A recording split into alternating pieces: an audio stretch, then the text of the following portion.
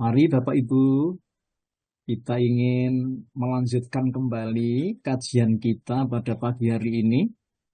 Mudah-mudahan Allah memberikan anugerah ya, iman dan tawakal kita semakin mantap kepada Allah. A'udzubillahi minasyaitonirrajim. Bismillahirrahmanirrahim. Assalamualaikum warahmatullahi wabarakatuh. Waalaikumsalam Waalaikumsalam warahmatullahi warahmatullahi wabarakatuh. Alhamdulillah wa syukrulillah ala nikmatillah.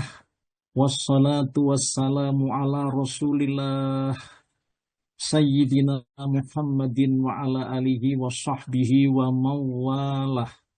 La hawla wa la quwwata illa billahil aliyul azim. Rabbi shrah li sadri wa yassir li amri wahlul uqdatam min lisani yafqahu qawli. Rabbi zidni ilma warzuqni fahma amma ba'du. Yang sangat kami hormati Bapak Ketua Pembina, yang terhormat Bapak Dr. Andes Haji Soekardi. Kemudian yang sangat kami muliakan para bini sepuh, para guru, al-alamah ya, ulama ya, yang dimuliakan Allah. Kemudian ya, yang sangat kami banggakan Bapak Ibu donatur yang tetap istiqomah untuk mendarma baktikan sebagian daripada rizki untuk menolong agama Allah.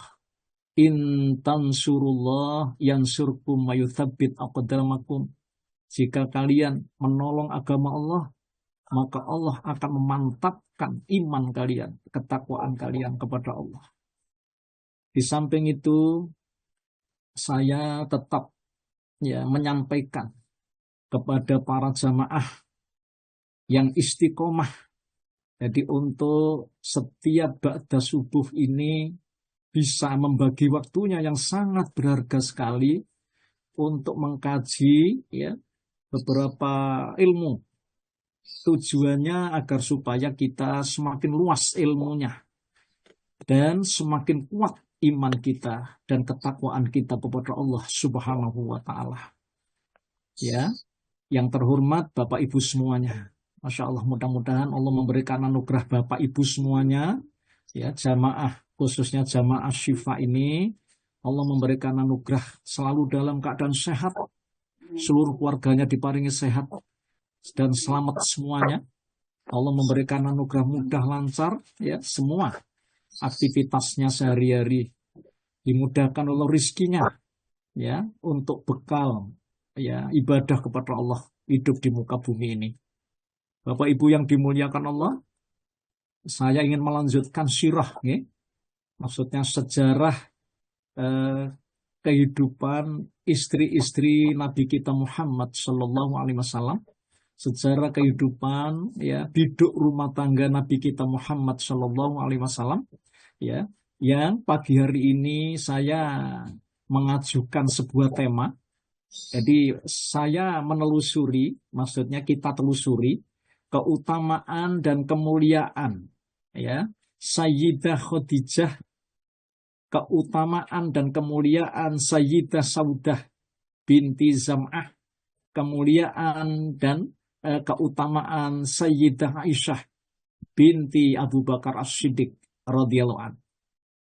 Bapak Ibu yang dimuliakan Allah, ya saya lebih dulu menelusuri ya keutamaan dan kemuliaan Sayyidah Khadijah ya binti Khuwailid ya.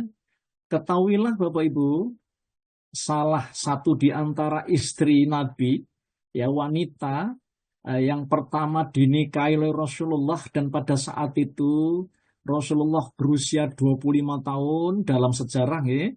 Kemudian Sayyidah Khadijah binti Khuwailid ini sudah mencapai usia 40 tahun berdasarkan para ulama sejarah ya.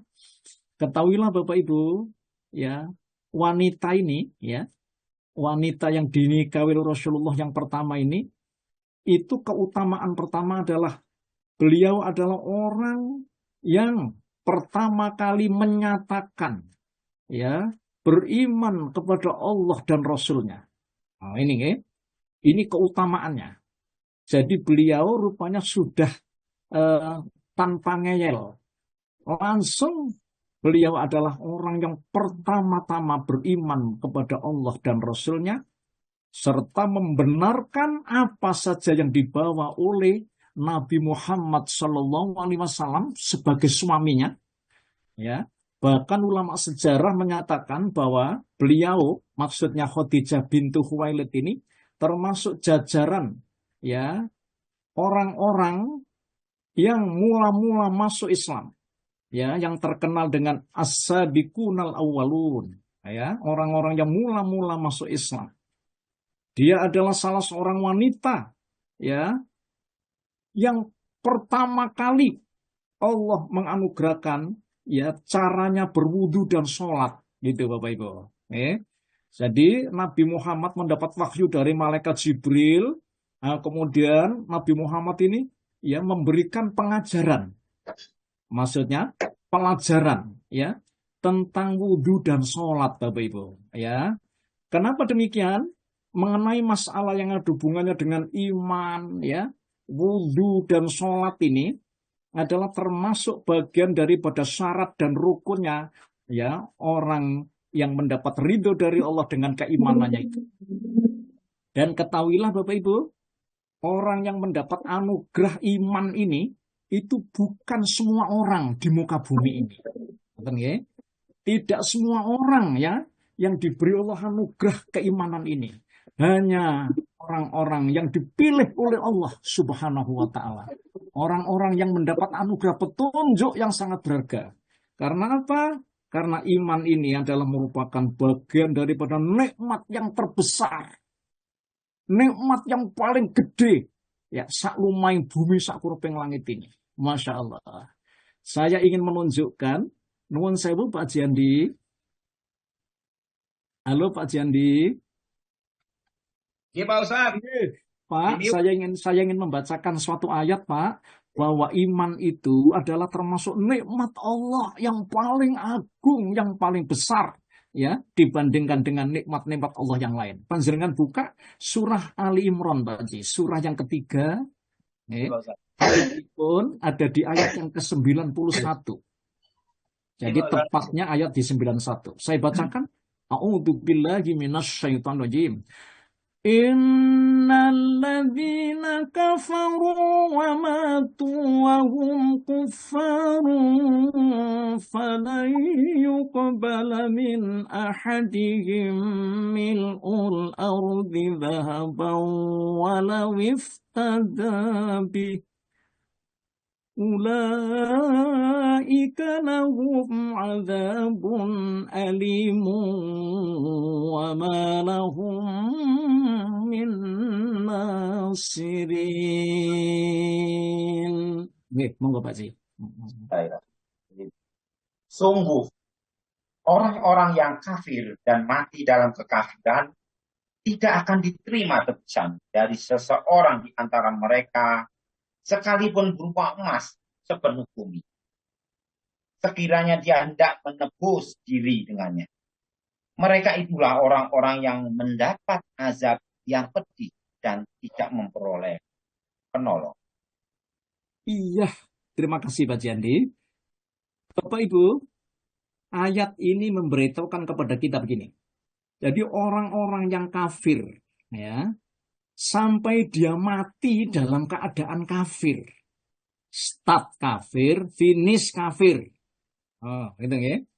Jadi berarti orang ini kan tidak mau menerima kebenaran yang datang dari Allah dan Rasul-Nya yang berupa iman tadi.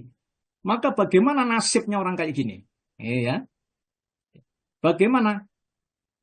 Tidak akan diterima tebusan dari seseorang di antara mereka. Maksudnya untuk menebus dirinya agar terhindar dari neraka, terhindar dari siksa neraka. Jadi artinya tebusan ini untuk menghindar, maka tidak akan bisa itu ditebus walaupun berupa emas sepenuh bumi. Subhanallah. Walaupun berupa emas sepenuh bumi. Bapak Ibu, apakah ada orang di muka bumi ini yang punya emas sepenuh bumi? itu pasti tidak mungkin, mustahil. Gambarannya orang yang mati kafir itu, orang itu tidak bisa menebus ya untuk membebaskan dirinya masuk ke dalam neraka jahanam walaupun ditebus dengan emas sepenuh bumi. Sekiranya dia hendak menebus diri dengannya, mereka itulah orang-orang yang mendapat azab yang pedih dan tidak ada penolong bagi mereka. Masya Allah. Oke. Pun, Bapak Ibu, saya ingin membawakan ayat lagi. Jadi orang yang beriman itu orang yang mendapat anugerah dari Allah, orang-orang yang dipilih oleh Allah. Jadi tidak semua orang. Tidak semua orang, Bapak Ibu. Hanya orang-orang yang dipilih oleh Allah saja. Termasuk kita-kita ini, insya Allah termasuk hamba-hambanya yang dipilih oleh Allah. Kita dan anak-anak keturunan kita semuanya mudah-mudahan mendapat anugerah dari Allah keimanan itu. Saya ingin membacakan satu ayat. Monggo, dipersilakan Pak Jiandi. Surat Yunus, Pak. Surat yang ke-10. Ayatipun 99. Ya, mulai ayat 99 itu, Pak Ji. Saya ingin menyampaikan. A'udzubillahi minasyaitonirrajim. Walau sya'a rabbuka la'amana man fil ardi kulluhum jami'a. Afa'anta tukrihun nasa hatta yakunu mu'minin wa ma kana li nafsin an tu'mina illa biiznillah wa yaj'alur rijsa 'alal ladzina la yaqilun. 99 dan 100, Pak Ji. Dan jika Tuhanmu menghendaki, tentulah beriman semua orang di bumi seluruhnya. Tetapi apakah kamu hendak memaksa manusia agar mereka menjadi orang-orang yang beriman? Masya Allah. Dan tidak seorang pun akan beriman kecuali dengan izin Allah. Dan Allah menimpakan azab kepada orang yang tidak mengerti. Masya Allah. Panjenengan persani dua ayat ini itu. Jadi ayat ini itu ayat yang seandainya Tuhanmu menghendaki, tentulah semua orang di muka bumi ini seluruhnya itu beriman. Ternyata tidak semua orang beriman toh. Jadi berarti Gusti Allah tidak menghendaki toh orang itu beriman semua. Apakah engkau Nabi Muhammad, apakah engkau Muhammad akan memaksa manusia hingga mereka menjadi orang beriman? Itu pertanyaannya begitu. Muhammad, apa kamu akan maksa orang itu akan jadi orang beriman? Kemudian dijawab di ayat 100, tidak ada seorang pun akan beriman kecuali dengan izin Allah. Saya ulang, tidak ada seorang pun akan beriman kecuali dengan izin Allah. Subhanallah. Oleh karena itu, kita ini termasuk orang yang beruntung. Ya, ditanami oleh Allah iman itu, Bapak Ibu. Mudah-mudahan Allah merahmati. Mudah-mudahan sampai di penghujung akhir hayat panjenengan nanti jadi orang yang beriman ini. Masya Allah. Ngaten ya? Walaupun pamannya Nabi, Abu Lahab, pamannya Nabi, Abu Thalib, pamannya Nabi, itu pamannya sendiri. Itu rupanya Allah tidak menghendaki jadi orang beriman, kayaknya begitu. Bahasanya begitu, Bapak Ibu.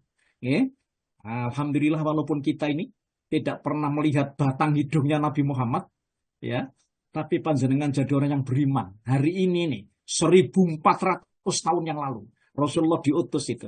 Panjenengan baru beriman pada saat panjenengan hidup sekarang ini. Masya Allah, Alhamdulillah. Bapak Ibu yang dimuliakan Allah. Lah, kemudian Khadijah binti Khuwailid ini langsung ya beriman dan membenarkan Nabi Muhammad. Ini merupakan bagian daripada kemuliaan, ya, keutamaan Sayyidah Khadijah ini. Masya Allah. Bapak Ibu yang dimuliakan Allah Subhanahu wa Ta'ala. Ya. Sejak saat itu, Rasulullah beserta Khadijah istrinya ini telah mendapatkan kewajiban mendirikan sholat. Karena Nabi Muhammad dan Khadijah ini diajari malaikat Jibril caranya wudhu dan sholat. Berdasarkan pendapat kebanyakan ulama, sholat yang didirikan Rasulullah itu baru sholat sunnah. Tapi ulama yang lain mengatakan bahwa itu adalah merupakan sholat yang diwajibkan pada waktu itu oleh Nabi dan juga istrinya dan para sahabatnya. Ini ulama yang lain. Ya. Bapak Ibu, karena apa? Karena Khadijah wafat itu sebelum Allah mewajibkan sholat 5 waktu. Betul. Jadi Khadijah wafat itu peristiwa Isra Mi'raj ini belum terjadi, Bapak Ibu. Sehingga kewajiban sholat 5 waktu itu belum diwajibkan pada saat itu. Dan ini salah satu kemuliaan dan keutamaan Sayyidah Khadijah. Bapak Ibu yang dimuliakan Allah. Kemuliaan yang kedua, Khadijah adalah wanita yang berpengaruh dan sukses dalam bidang bisnis. Beliau telah dikenal sebagai pengusaha wanita sukses di Mekah. Sebelum Nabi Muhammad menikahi Khadijah ini, sebelum Khadijah binti Khuwailid itu menikah dengan Rasulullah, ia telah menjalankan bisnis perdagangan yang luas cakupannya hingga ke berbagai wilayah di Jazirah Arab itu. Jadi termasuk direktris terkaya pada waktu zaman itu. Subhanallah. Dan Nabi Muhammad mendapat anugerah dari Allah kenikmatan ya untuk menikah dengan Khadijah ini. Jadi Khadijah ini beliau orang yang disegani dan dihormati pada saat itu. Sampai-sampai beliau itu mendapatkan julukan atau hiroh atau wanita yang suci. Subhanallah. Bapak Ibu. Nah, kemudian keutamaan dan kemuliaan Khadijah. Ini para ulama sejarah Islam menyatakan bagaimana Khadijah itu turut serta ikut membantu dan mendukung perjuangan dakwah Rasulullah untuk menyeru kepada agama Islam. Sejak di saat-saat beliau menerima wahyu pertama, ya, ada di Gua Hira, ya, maupun sesudahnya. Ia adalah salah seorang istri setia yang ikut menguatkan dan memantapkan perjuangan Rasulullah Muhammad Sallallahu Alaihi Wasallam. Masya Allah, ya, Bapak Ibu yang dimuliakan Allah, ya, baik itu secara nyata maupun melalui mimpi yang sangat memberatkan diri beliau. Khadijah dengan sepenuh hati benar-benar turut serta mendampingi dan membantu Nabi Muhammad sepenuhnya ketika Nabi Muhammad mendapatkan perintah dari Allah untuk menyampaikan dakwanya, baik secara sembunyi-sembunyi maupun secara terang-terangan.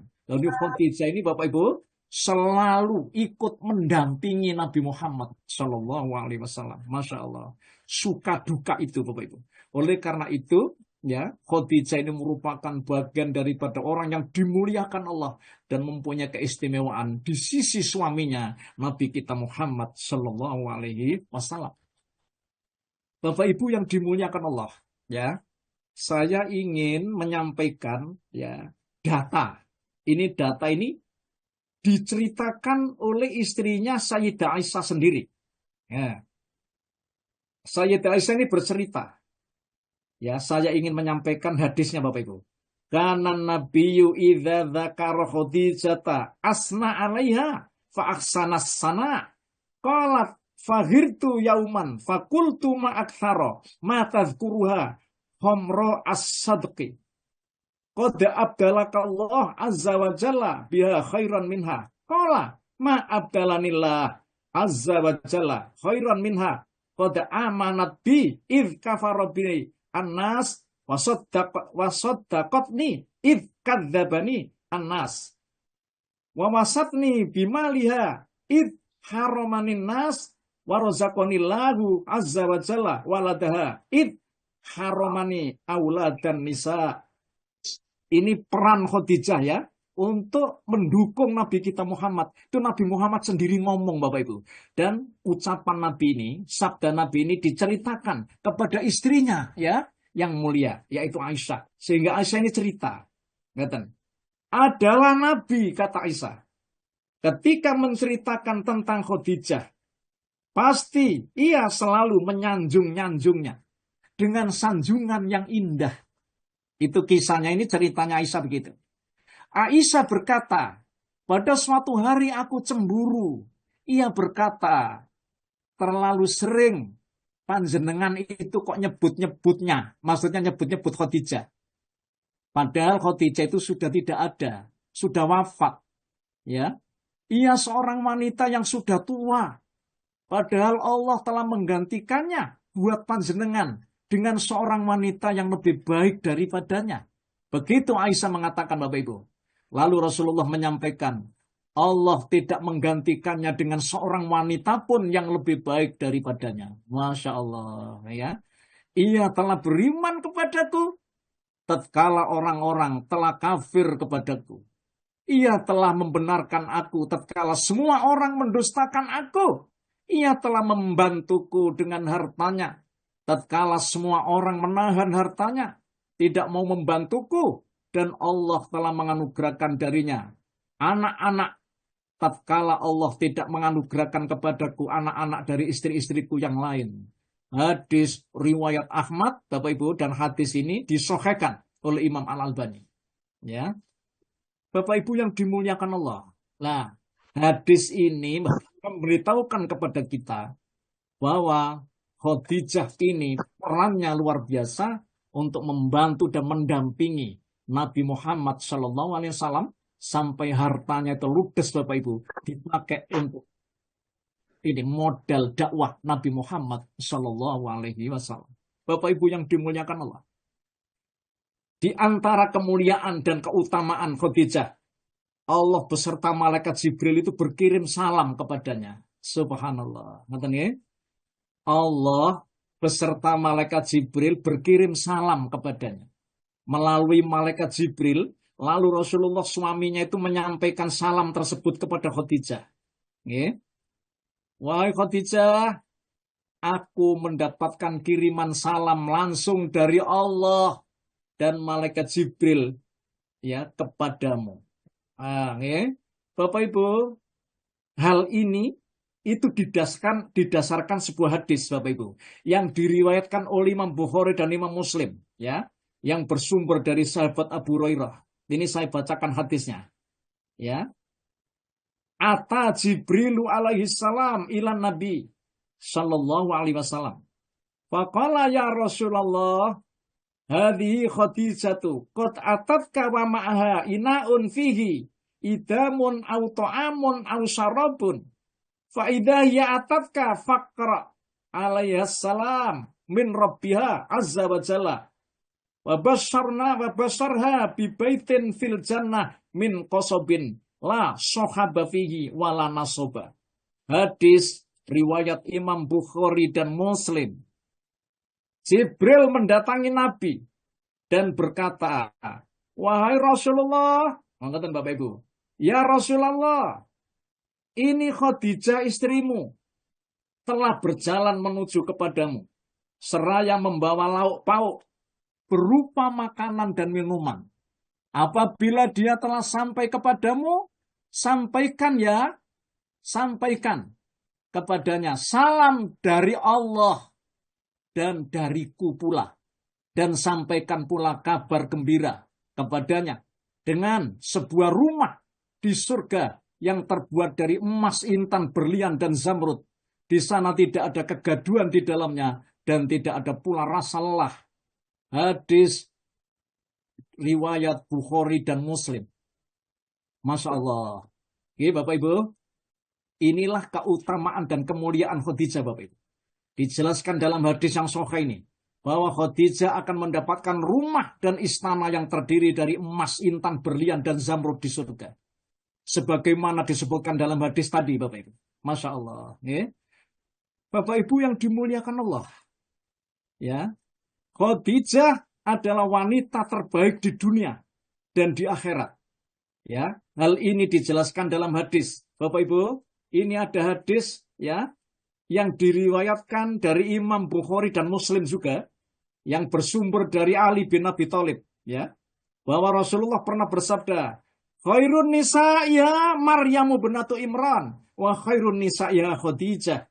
Wanita terbaik yang pernah ada ialah Maryam, putri Imran dan Khadijah. Masya Allah. Hadis riwayat Bukhari Muslim. Masya Allah. Dalam hadis yang bersumber dari Ibnu Abbas, ini hadis lain Bapak Ibu. Afdhalun nisa alil jannah Khadijatu bintu Khuwailid wa Fatimatu bintu Muhammad wa Asiyatu bintu Muzakhim imra'atu Fir'aun wa Maryamu binatu Imran. Hadis ini diriwayatkan oleh Imam Muslim. Wanita-wanita yang paling utama sebagai penduduk surga adalah Khadijah binti Khuwailid, Fatimah binti Muhammad, Asiyah binti Muzakhim, istrinya Raja Fir'aun, Bapak Ibu, dan Maryam binti Imran. Masya Allah. Bapak Ibu yang dimuliakan Allah, ya. Khadijah adalah salah satu istri Nabi yang banyak mendapatkan sanjungan karena kebaikannya.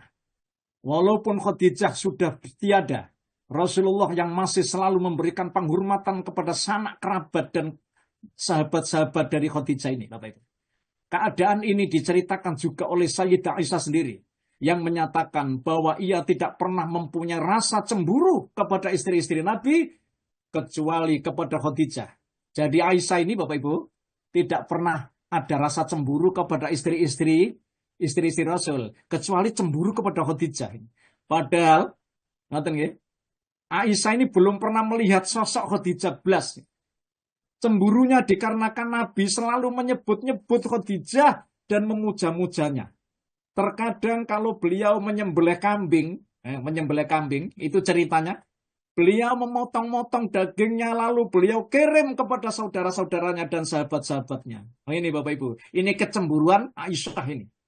Di dalam hadis Nabi, ini ada hadis Bapak Ibu, ya. Hadis ini berdasarkan riwayat Imam Muslim yang bersumber dari Sayyidah Aisyah sendiri. Mahirtu alam ra'ati, mahirtu ala Khadijah, walakot halakat qabla ayatazawajani bithalasi sinin, lima kuntu asma'uhu yadhkuruha, walakot amarohu rabbuhu azza wa jalla ayubashirahu baitin min qasobin fil jannah wa ingkana layadbahu syata thumma yuhdiyaha ila kholailha. Aku tidak pernah cemburu, kata Aisyah, pada seorang wanita pun melebihi kecemburuanku kepada Khadijah. Sungguh dia telah wafat 3 tahun sebelum Rasulullah menikahiku. Kecemburuanku disebabkan aku pernah mendengar Nabi menyebut-nyebut dia, maksudnya Khadijah. Ya. Sedangkan Allah pun menyuruh Nabi untuk memberikan kabar gembira kepadanya, bahwa ia akan dibuatkan rumah dan istana di surga yang terbuat dari perhiasan. Ditambah lagi, apabila beliau menyembelih kambing, kemudian beliau memotong-motong dagingnya, lalu beliau menghadiahkan kepada saudara-saudaranya dan sahabat-sahabatnya. Masya Allah, hadis riwayat Muslim. Bapak Ibu yang dimuliakan Allah Subhanahu wa Ta'ala. Pun ini keutamaan dan kemuliaan Khadijah binti Khuwailid, Bapak Ibu, yang sedikit bisa saya telusuri, yang saya sampaikan kepada panjenengan. Nah, sekarang kita beralih kepada istri Nabi Muhammad yang kedua. Nuwun sewu, istri Nabi Muhammad yang kedua setelah Khadijah ini wafat. Bapak Ibu, siapa istri Nabi yang kedua ini? Mari. Dialah Siti Saudah bintu Zam'ah bin Qais al-Quraisyah.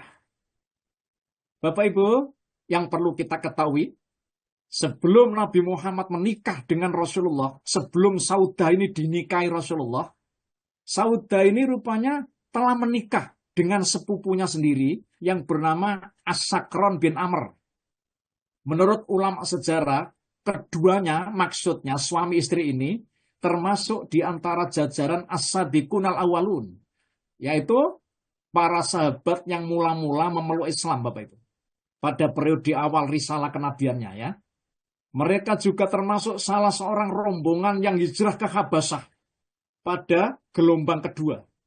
Sayyidah Saudah binti Zam'ah ini telah menjanda, Bapak Ibu, karena suaminya telah wafat, ya, pasca kepulangan mereka menuju Mekah. Jadi pada saat itu suaminya ini, Bapak Ibu, ikut hijrah ke Habasyah, lalu mau pulang ke Mekah lagi, kemudian di tengah perjalanan ini wafat, Bapak Ibu. Oleh karena itu, Nabi menikahinya bukan semata-mata karena harta dan kecantikannya. Karena memang dia tidak tergolong wanita yang cantik dan kaya, melainkan karena semangat jihadnya, kecerdasan otaknya, perjalanan hidupnya yang senantiasa berada pada jalan yang lurus itu, serta keikhlasannya kepada Allah dan Rasulnya. Masya Allah. Saudah adalah sosok seorang wanita yang tinggi. Ini sosoknya Bapak Ibu. Ini Saudah ini tinggi Bapak Ibu. Tinggi besar. Berbadan gemuk, tidak cantik, juga tidak kaya. Dia hanya seorang janda yang ditinggal wafat suaminya.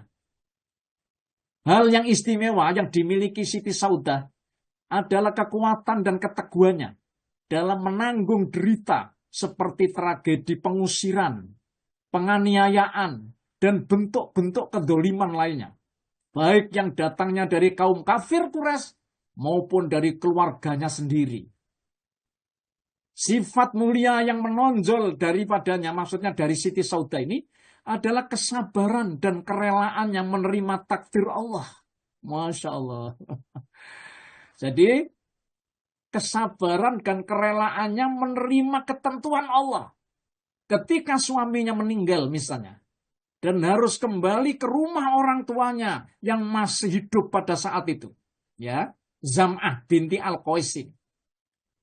Padahal bapaknya ini masih dalam keadaan musyrik, Bapak Ibu. Hingga Rasulullah memilihnya menjadi istri. Jadi Rasulullah itu langsung memilih menjadi istri itu karena itu. Lebih dari itu, ia pun juga dikenal sebagai kemurahan hatinya. Dan ia menjadi istri Rasul yang suka bersedekah. 1 tahun kemudian setelah Sayyidah Khadijah ini wafat, Rasulullah resmi menikah dengan Saudah bintu Zam'ah ini. Ya. Namun ketika masa pernikahan keduanya sudah hampir 1 tahun, Allah menurunkan wahyu. Jadi ngeten Bapak Ibu, ketika Nabi Muhammad sudah resmi nikah dengan Siti Saudah binti Zam'ah ini, 1 tahun kemudian, nah gitu nggih, Rasulullah itu mendapat wahyu. Masya Allah, ya. Yang menyuruh atau memerintahkan Rasulullah itu agar menikah lagi dengan seorang wanita yang masih sangat belia, yang bernama Aisyah ini, Bapak Ibu. Ya, jadi 1 tahun kemudian Rasulullah ini statusnya masih punya istri namanya Saudah ini. Rasulullah itu mendapat perintah melalui mimpi itu untuk menikah dengan Siti Aisyah. Bapak Ibu yang dimuliakan Allah. Nah, ini yang kemarin juga saya sampaikan kepada panjenengan ya. Ini saya refresh sedikit Bapak Ibu. Ini adalah kisah yang diceritakan Aisyah sendiri. An Aisyah radhiyallahu anha anna nabiyya qala laha ya. Ara'aituki fil manam marrataini. Ara annaki fi saraqatin min haririn wa yaqulu hadhihi imra'atuka fakshif anha fa idza ya anti fa aqulu in yaku hadza min indillah yumdihi. Ya, Bapak Ibu, hadis ini diriwayatkan oleh Imam Bukhari, Bapak Ibu. Aku diperlihatkan dirimu dalam mimpi 2 kali. Ini Aisyah yang ngomong. Lalu pada saat itu Aisyah ini mendapat cerita dari Nabi. Aku diperlihatkan dirimu dalam mimpi 2 kali. Itu kata Rasulullah. Aku saksikan ya, engkau tersimpan dalam sebuah wadah yang terdiri dari sutra. Lalu dikatakan kepadaku, itu Rasulullah bercerita begitu. Ya, ini adalah istrimu. Gitu. Di dalam mimpi Bapak Ibu. Ketika aku buka, ternyata ada wajahmu. Maka aku, kata Rasulullah mengatakan, kalau ini dari Allah, maka akan terlaksana. Hadis riwayat Bukhari. Maka ketika Saudah binti Zam'ah ini menyaksikan, ya, Rasulullah mengumumkan pinangannya kepada Sayyidah Aisyah binti Abu Bakar ini, ya, Bapak Ibu, saya ulang kata-kata saya. Maka ketika Saudah binti Zam'ah ini menyaksikan Rasulullah mengumumkan pinangannya kepada Sayyidah Aisyah binti Abu Bakar, panjenengan persane, sik duwe bojo, lalu kemudian Nabi Muhammad ini ya mengumumkan meminang seorang wanita lagi. Ayo. Hati wanita mana yang tidak sakit hati, Bapak Ibu? Melihat suami yang dicintainya itu meminang wanita lain di hadapannya. Ayo, menurut panjenengan. Ya. Napa mboten gelut ta? Ngoten nggih. Namun subhanallah, atas izin Allah ternyata Saudah rela sepenuh hati dan tidak ada sedikit pun memiliki perasaan cemburu. Nuwun sewu. Ini tidak semua orang ya. Bahkan Saudah binti Zam'ah merelakan madunya Rasulullah ini, maksudnya Aisyah itu, hidup bersama di tengah-tengah keluarganya. Masya Allah. Jadi nuwun sewu, pangapunten kepada panjenengan semua. Ya. Nah ini tidak bisa ditiru Bapak Ibu. Ya. Atau mungkin Bapak Ibu ada yang bisa niru. Gitu. Jadi nanti hati wanita mana yang tidak sakit hati Bapak Ibu. Kalau suaminya nikah dengan wanita lain. Masya Allah. Gitu. Tetapi ini keutamaan dan kemuliaannya nih Bapak Ibu ya. Ya. Bahkan Siti Saudah binti Zam'ah ini rela Aisyah itu hidup di tengah-tengah keluarganya. Masya Allah. Dia merasa senang dan gembira menjadi istri seorang Nabi dan Rasul. Begitu. Dengan menyandang gelar Ummahatul Mukminin. Ya, ibunya orang-orang yang beriman. Serta dapat mendampingi dan menyayangi Rasulullah. Juga dapat meyakini ajarannya. Sehingga dia tidak terpengaruh oleh kepentingan fitnah-fitnah dunia seperti ini. Masya Allah. Luar biasa ini. Kesabarannya tadi loh Bapak Ibu. Ya, kepasrahannya kepada Allah itu loh, luar biasa gitu ya. Bapak Ibu diriwayatkan dalam satu hadis. Ini riwayat hadis nih. Ketika Siti Saudah binti Zam'ah ini sudah usia udur. Udur itu berarti sudah sepuh. Karena pada saat itu Nabi Muhammad usianya masih 50 tahun waktu nikah itu. Sedang ulama sejarah ini mengatakan bahwa Saudah ini sudah 55 tahun Bapak Ibu. Nah Rasulullah itu bermaksud menceraikan. Jadi saya tidak mengerti apa ini. Nabi Muhammad itu bermaksud menceraikannya. Karena sudah sepuh itu kira-kira gitu. Maka Saudah berkata kepada Rasulullah. Wahai Rasulullah. Hendaknya lah engkau tidak menceraikanku. Bagiku. Sudah tidak ada laki-laki lain yang sangat aku cintai. Nonton ya. Bagiku tidak ada laki-laki lain yang sangat aku cintai dan aku sayangi menjadi suamiku kecuali hanya engkau ya Rasulullah. Lebih dari itu kelak aku ingin dibangkitkan pada hari kiamat nanti dalam keadaan menjadi istrimu. Masya Allah. Maka tetapkanlah aku menjadi istrimu ya Rasul. Oleh karena itu dengan sepenuh hatiku aku berikan hari giliranku bersamamu kepada Sayyidah Aisyah saja. Masya Allah. Luar biasa ini Bapak Ibu. Wis gak apa-apa ya Rasul. Aku jadi istrimu. Aku nanti bangkit pada hari kiamat. Ya, aku tetap menjadi istrimu ya Rasulullah. Aku rela, giliranku ndak apa-apa. Saya berikan kepada Aisyah. Ayo panjenengan sabar napa mboten ya. Ini dalam riwayat hadis Bapak Ibu. Maka dengan ketulusan hati Saudah ini Rasulullah mengabulkan permohonannya Bapak Ibu. Masya Allah. Dan tetap menjadikannya sebagai salah satu dari istri yang dicintainya. Sampai Rasulullah wafat. Dan Bapak Ibu ketahuilah wafatnya walaupun lebih sepuh Saudah, itu lebih dulu Nabi Muhammad sedonya Bapak Ibu. Lah, kisah ini diceritakan dalam hadis yang diriwayatkan oleh Imam Bukhari. Ngeten.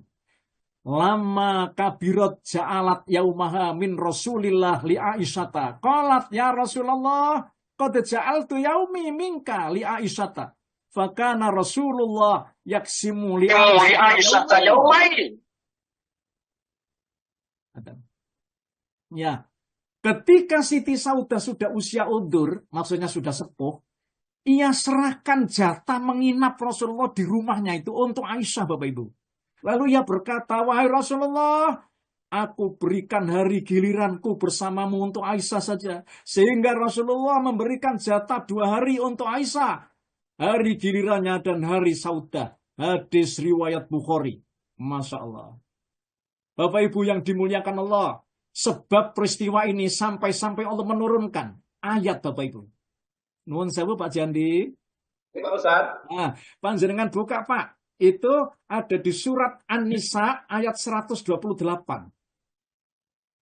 An-Nisa, saya bacakan. A'udzubillahi minasyaitonir rajim.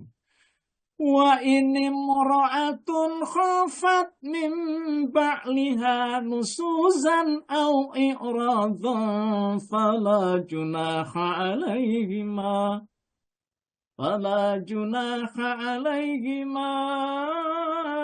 ay yusliha bainahuma sulha wasulhu khair wa ukhdiratil anfusus suh wa in tuhsinu wa tattaqu fa innallaha kana bima ta'maluna khabira. Dan jika seorang perempuan khawatir suaminya akan nusuk atau bersikap tidak acuh, maka keduanya dapat mengadakan perdamaian yang sebenarnya. Dan perdamaian itu lebih baik bagi mereka, walaupun manusia itu menurut tabiatnya kikir. Dan jika kamu memperbaiki pergaulan dengan istrimu dan memelihara dirimu dari nuzus dan sikap acuh tak acuh, maka sungguh Allah Maha teliti terhadap apa yang kamu kerjakan. Masya Allah. Bapak Ibu yang dimuliakan Allah.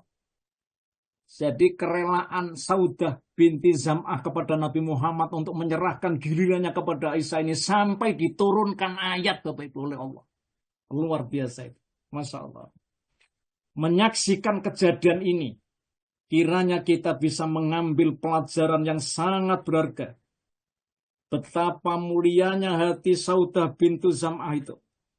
Beliau berjanji ingin mendampingi Rasulullah sampai di penghujung akhir hayat beliau. Hingga bangkit dari alam kubur nanti. Ia juga ingin selalu bersama Rasulullah. Sampai-sampai beliau merelakan untuk memberikan bagian gilirannya kepada orang yang disayangi Rasulullah. Dalam rangka ingin selalu dekat kepada Rasulullah. Masya Allah Bapak Ibu. Keadaan ini sebagai bukti bahwa Saudah binti Zam'ah sangat cinta kepada Rasulullah Sallallahu Alaihi Wasallam dengan mengutamakan kedudukan Sayyidah Aisyah di sisi Rasulullah Bapak Ibu.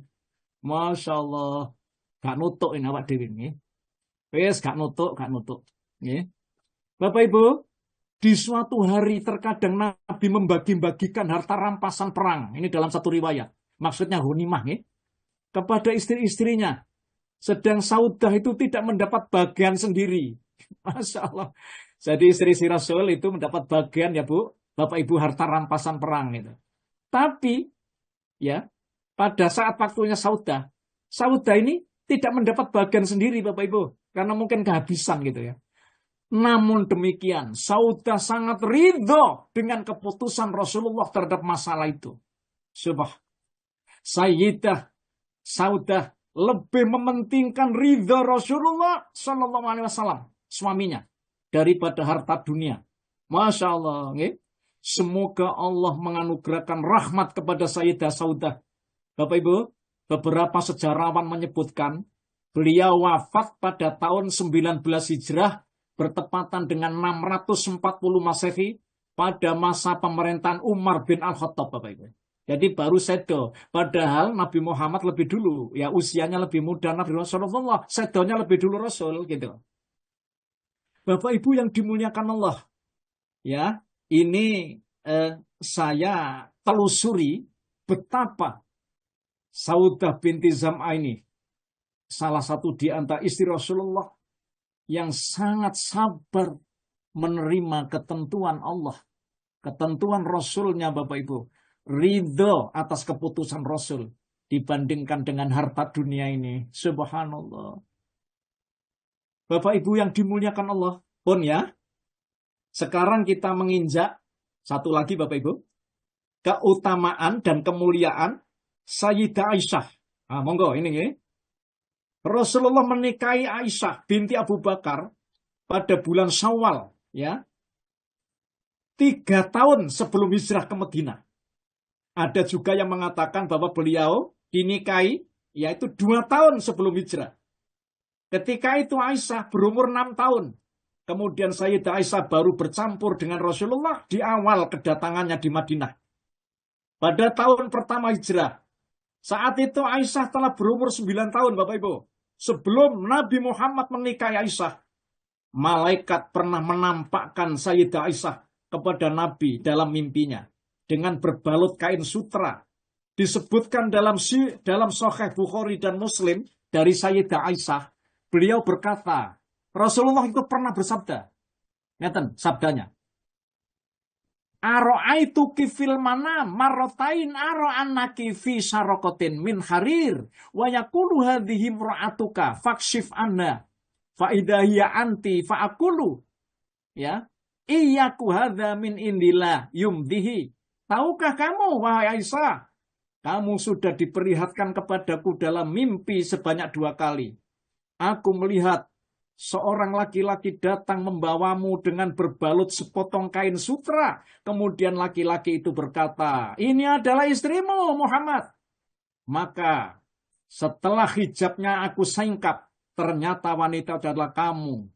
Lalu aku mengatakan, jika ini memang dari Allah, maka pasti dia akan menjalankannya. Hadis Imam Bukhari Muslim. Bapak Ibu yang dimuliakan Allah, di antara keistimewaan Aisyah ini, beliau merupakan salah seorang istri yang paling dicintai oleh Rasulullah. Ngeten, jadi paling dicintai maksudnya Bapak Ibu. Sebagaimana yang diriwayatkan oleh Imam Bukhari Muslim. Ya, tatkala Nabi ditanya oleh Amir bin Al-As radhiyallahu anhuma, Ayyun nas ahabbu ilaika? Qala Aisyatu, faqultu minar rijal, faqala abuha. Qultu summa man qala, summa Umar ibnu Khattab, fa'adda rijalan. Rasulullah bersabda dalam satu hadis, siapakah orang yang paling Anda cintai ya Rasul? Rasulullah menjawab, Aisyah, katanya begitu. Ya. Kemudian aku bertanya, kemudian siapa lagi dari kaum laki-laki?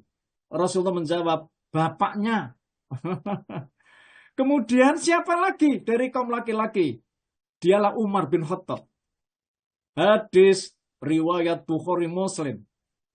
Bapak Ibu yang dimuliakan Allah, di antara keutamaannya juga adalah Rasulullah tidak pernah menikahi gadis selain Sayyidah Aisyah.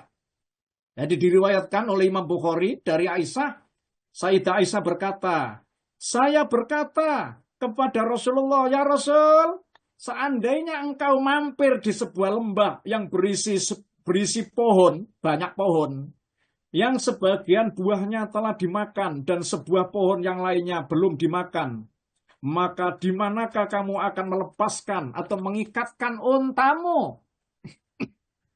Nabi Muhammad menjawab, yaitu pohon yang buahnya belum dimakan orang. Hadis Imam Bukhari. Jadi maksudnya hadis ini, Aisyah adalah orang yang dinikahi atau seorang wanita yang dinikahi yang masih gadis gitu. Jadi maksudnya ya istri-istri Rasulullah itu kan janda Bapak Ibu. Kemudian salah satu di antaranya yang masih kinyis-kinyis, yang masih perawan, yang gadis itu Aisyah Bapak Ibu. Makanya tadi Aisyah itu ngetes Nabi Muhammad begitu. Jadi tes-tesannya begitu tadi yang diceritakan dalam hadis tadi. Di antara keistimewaan Sayyidah juga adalah Rasulullah pernah menerima wahyu. Sementara saat itu beliau sedang berada dalam satu celimut bersama Sayyidah Aisyah ini. Bapak Ibu, ya. Jadi Nabi Muhammad menerima wahyu itu tidak pernah dialami oleh istri-istri yang lain. Pada saat itu Nabi Muhammad itu satu celimut itu dengan Aisyah. Lalu Allah menurunkan wahyu. Gitu loh maksudnya. Jadi artinya Bapak Ibu, di antara istri-istri Nabi itu pada saat dalam selimut itu tidak pernah Allah itu menurunkan wahyu kecuali pada saat bersama dengan Aisyah. Masa itu begitu. Lah ini hadis ini Bapak Ibu, riwayat Imam Bukhari hadisnya, ya. Ini diceritakan ini. Ya Ummi Salamah la tu'dhini fi Aisyata fa innahu wallah ma nazala alayyal wahyu wa ana fi lihafil imraati minkunna ghairiha. Wahai Ummu Salamah istriku, jangan engkau menyakitiku sebab diri Aisyah ya. Demi Allah, tidak pernah wahyu diturunkan kepadaku di saat aku berada di dalam selimut salah seorang di antara kalian kecuali pada saat aku berselimut dengan Aisyah. Masya Allah. Jadi Bapak Ibu, hadis ini asbabul wurudnya juga dilatar belakangi dengan Ummu Salamah yang juga pernah protes kepada Nabi ketika para sahabat itu kalau memberi hadiah itu kepada Nabi itu biasanya ada di rumah Aisyah gitu loh Bapak Ibu. Sehingga Ummu Salamah itu ngomong, ya mbok tidak di rumah Aisyah saja ya Rasulullah, ya di rumah istri-istri panjenengan yang lain gitu. Coba sampaikan kepada para sahabat apabila memberi hadiah itu ya tidak di rumah Aisyah tok, ngoten. Akhirnya kemudian Bapak Ibu Nabi Muhammad ngomong seperti ini itu sebab apa? Sebab wurudil hadis tadi ya. Jadi hadis itu disampaikan. Bapak Ibu yang dimuliakan Allah, ya. Keutamaan Aisyah yang lain Allah membersihkannya dari tuduhan dan fitnah keji yang kemarin sudah saya sampaikan. Jadi keutamaan Aisyah Allah membersihkannya dari tuduhan dan fitnah keji yang dilontarkan oleh para pendusta, orang-orang munafik yang menuduh Aisyah itu telah berbuat zina dengan laki-laki lain. Ya, yang kemarin sudah saya sampaikan Bapak Ibu, yang namanya Sofwan bin Mu'attal itu, yang mengantar Aisyah ketika Aisyah ini Bapak Ibu, waktu itu kalungnya hilang gitu kan, pada waktu perang Bani Mustalik gitu. Lalu kemudian Bapak Ibu, Aisyah ini dituduh oleh orang-orang munafik katanya selingkuh dengan laki-laki lain. Nah, lalu kemudian Bapak Ibu, Allah membersihkan ya bahwa sebenarnya Aisyah itu tidak seperti apa yang mereka tuduhkan. Bahkan Nabi Muhammad sendiri itu terafiliasi kena pengaruh tuduhan itu Bapak Ibu. Padahal Aisyah itu tidak berbuat yang demikian itu. Sampai-sampai Bapak Ibu, Allah menurunkan sebuah ayat mengenai masalah yang ada hubungannya dengan ini. Bapak Ibu yang dimuliakan Allah Subhanahu wa taala. Nah, ngoten nggih. Di antara keutamaan Aisyah ya, ini termasuk wanita yang baik. Juga berjanji akan memberikan pengampunan dan rizki yang sangat mulia. Ya, tentang ini Sayyidah Aisyah itu pernah berkata, sungguh kedudukan pada diriku lebih rendah dari pembicaraan Allah mengenai aku dengan suatu perkara yang akan dibacakan di dalam Quran itu. Ngoten itu kemarin sudah saya sampaikan ya. Bapak Ibu yang dimuliakan Allah, di antara keutamaan yang lain, Sayyidah Aisyah ini merupakan istri Nabi yang paling fakih. Ngoten. Jadi paling pandai. Ingatannya paling kuat Bapak Ibu. Karena disebut ulama sejarah bahwa Aisyah ini hafal ribuan hadis. Di samping juga maksud daripada hadis itu. Masya Allah. Makanya banyak rupanya para sahabat itu mencari sumber daripada pengetahuan keagamaan itu banyak yang bersumber dari Aisyah ini Bapak Ibu. Dia itu menjadi perawi hadis, bahkan ribuan hadis yang dihafal oleh beliau. Masya Allah.